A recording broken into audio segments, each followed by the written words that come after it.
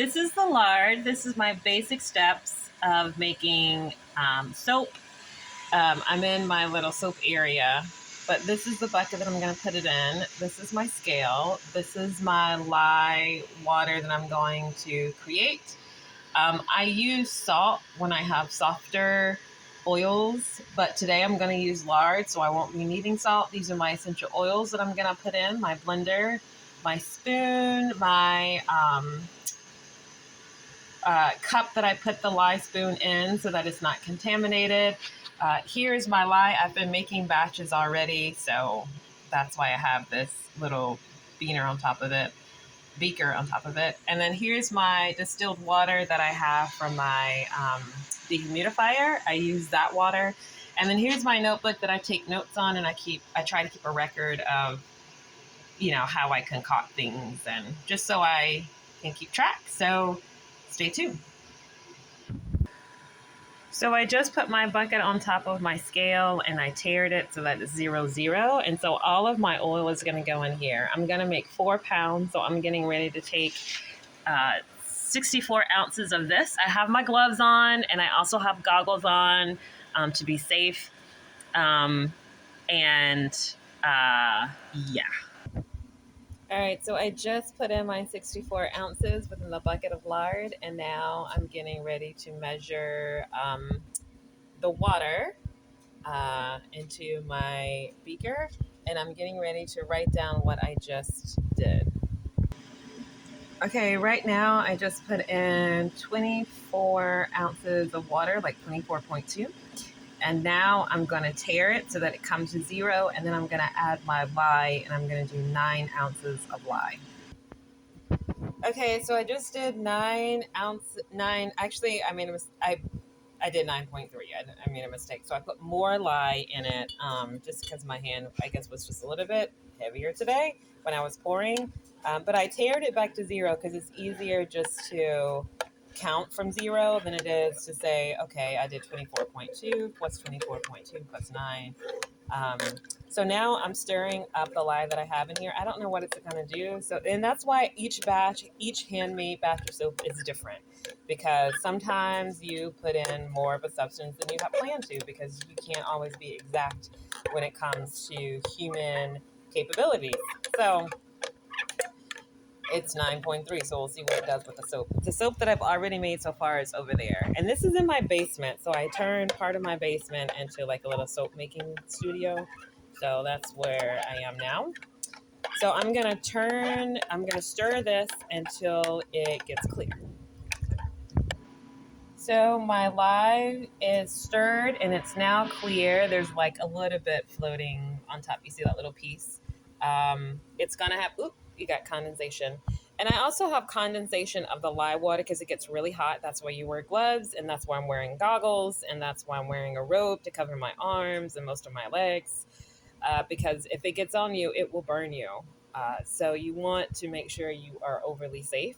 And what I'm going to do, since my hand is wet, but it's not wet with water, is, like I said, it's wet with the condensation of the lye water mixture. I'm going to add some of the oil to my glove, because that's going to just go ahead and neutralize it and make it into a soap. It's still going to be like a zingy, but it won't be like a burn if it gets on me. So this is my way of keeping safe as much as I can. And I'm using saturated oil, which is lard. And because this is going to be for my dishes or my clothes, I do not need to be very careful about making sure that the temperature of the oil is the same temperature of the lye, which I would do for other types of soap that I make. But I can use this soap immediately once it hardens. So I can be a little bit less careful of the timing and the temperature, which I said was very important for other types of soap that you would use on your body. This soap you would not use on your body because it is so heavy on lye. There is no added extra oils in here. So the amount of lye that I put is to lye out the lard. And what that means is that there is no super fat. It's, quote, supposedly equal parts oil to equal parts lye when it's mixed. making it a very, very caustic soap. So you do not want to use this on something like your body. It is okay to use for like dishes and for your clothes. And when you use it on your dishes, you would want to still like wear gloves, um, just so your hands don't dry out. It won't burn your hands by the time it's ready, but you don't want your hands to dry out. So whenever I use this on my dishes, I do have like a moisturizer that I use after I do dishes. But I'm going to add some essential oils, but that's going to be a later stage. I'm just going to pour this lye into the lard. And since it's so hot, it's going to melt the lard. So let me see if I can just show you that. I cannot show you because I need both hands. So I'm going to put it down, pour it in, and then turn it back on. All right, so here I am. I put my lye water and it's starting to melt the lard, which is exactly what I wanted to do. And again, this won't necessarily affect the soap in a negative way like it might with some of the other softer soaps like olive oil that I make. Uh,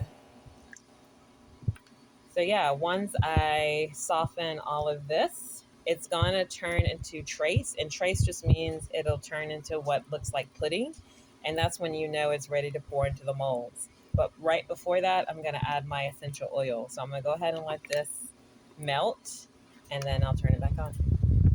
Okay, so here I am. It only took about 3 minutes for that amount of lard to melt underneath the amount of lye and water that I mixed in with it. And you can already tell that it's getting to be like a pudding consistency. And that's exactly what I want. I'm gonna let the smaller pieces of lard kind of melt. And then I'm just gonna go ahead and put it into the molds that I showed you before. That emptiness, I have one more container that this will fill. And yeah, that's it. That's all we do. Oh, the essential oils. Just kidding. All right, let me let this melt and then I'll add in the essential oils.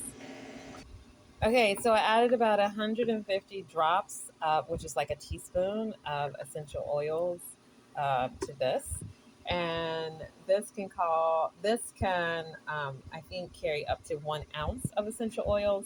I don't do that. I use a very strong brand, and I feel like, yeah, and I never know exactly because even the brand, they say it's therapeutic and it's hand pressed, and so they never know the strength. So I kind of just gauge by smell. Like, does it smell really strong? Because the smell will also dissipate as it dries into the air. And so I store it in a plastic container to try to keep it. But these are organic therapeutic grade essential oils, and I use lemon so that it can help cut grease and all of that. And the other thing about using essential oils is that it can make your soap go into trace a lot faster, and it'll be harder to stir, and it won't mix very well. So you definitely want to do this at the end stage and not in the lye water or in with the oils with the lye because it'll burn off. So you definitely want to make sure that your lye and your oil has mixed before you add the essential oils in. All right, I just poured it into the molds and that's it, y'all. So I have well, this is like all it filled. So I did, how many pounds I did? I did 4 pounds of like 3 batches and I still have one more batch to do. So this will make 1, 2, 3, 4, 5, 6, this will make around 64 bars of soap that I'll be selling at the farmer's market. And this is again for hands and clothing. So I have unscented and lemon as my scents. All right. Or as my smells. All right. Thanks.